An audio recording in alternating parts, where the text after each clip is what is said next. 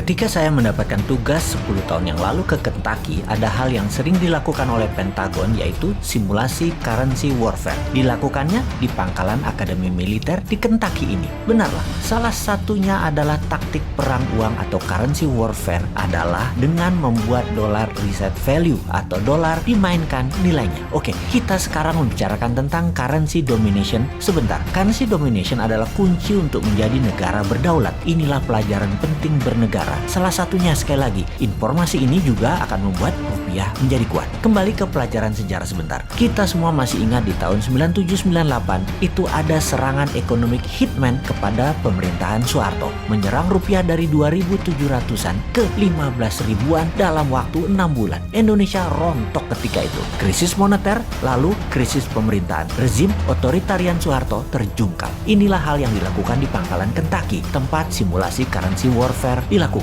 Anda, seperti saya kala itu, akan tegang bagaimana simulasi yang mereka lakukan ini semua dengan perhitungan matematik yang rinci, detail, dan jelimet. Mereka melakukannya, sekali lagi, yang namanya dollar reset value. Simulasinya banyak ragam, dimana ketika saya hadir waktu itu, mereka mensimulasikannya adalah mereka menaikkan nilai dolar 30% dari nilai saat ini. Misalnya, 1 dolar adalah 14.500 rupiah. Dibuat 1 dolar 20.000 rupiah. Jadi, Indonesia yang memiliki hutang dalam dolar sekitar 450 billion dolar atau sekitar 6.000 triliun rupiah, mendadak dalam sekejap hutangnya jadi 9.000 triliun rupiah. Bangkrut itu pemerintah dalam seketika kalau hal itu dilakukan, yaitu dolar nilainya dinaikkan 30%. Lalu dalam layar simulasi ada nilai currency dolar terhadap 190 negara di dunia. Dilihat apa yang terjadi, bagaimana dengan negara Singapura, bagaimana dengan Jepang, bagaimana dengan negara Eropa, bagaimana dengan Tiongkok, dan lain sebagainya. Menariknya, ketika dolar dinaikkan 30%, Tiongkok tidak rubuh. Cadangan devisa mereka, walau ada dolar, namun gold di Tiongkok kuat dan banyak. Juga yuan dipakai di beberapa negara mitra mereka, membuat Tiongkok kuat. Simulasi kedua, nilai dolar dijatuhkan 50%. Ekspor barang Indonesia dalam dolar jadi hancur. Indonesia rubuh juga. Dalam bahasa Lemhanasnya adalah fail state. Dan hebatnya lagi, Tiongkok tidak rubuh ketika dolar dilemahkan 50%. Simulasi berikutnya yaitu dolar di-cut 80% alias tinggal 20%. Ternyata Tiongkok juga tidak lumpuh. Pokoknya di harga dolar berapapun Tiongkok kuat, bahkan Amerika yang rugi. Menariknya, Indonesia di level turun 20%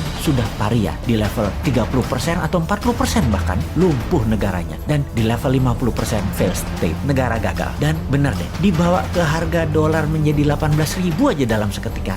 Biar pemerintah Indonesia. Sekedar mengingatkan, yang rubuh pemerintahnya ya, bukan negaranya loh ya. Oke, itu adalah salah satu di antara banyak informasi di Kentucky. Apalagi oleh-oleh dari Kentucky, pangkalan dan akademi militernya keren abis. Tempat latihan fisiknya, latihan baris berbarisnya, latihan jungle survivalnya, pelatih-pelatihnya, world class semua. Dan ketika summer, anak-anak remaja digojlok di summer camp, dibuat kekinian pusat pendidikannya. Suara musik, bernyanyi, api unggun, sharing, kegiatan olahraga, hobi, semua berubah menjadi tempat yang seru bagi anak remaja dengan disiplin militer yang tinggi. Masuk pendaftarannya bahkan ngantri sampai berbulan-bulan. Dibatasi kepesertaan anggota demi hasil maksimum. Sungguh pengalaman di Kentucky tersebut saya akan bawa ke tim camp kita di Millionaire Teen Bootcamp 2021 ini. Lengkap dengan pelatih anggota pasukan khusus yang memang elit dan terbaik yang melatih anak kita. Juga tim paskibraka nasional yang akan membimbing mereka. Ditambah pelajaran bela negara oleh instruktur Lemhanas. Plus yang Millionaire program oleh Bosman.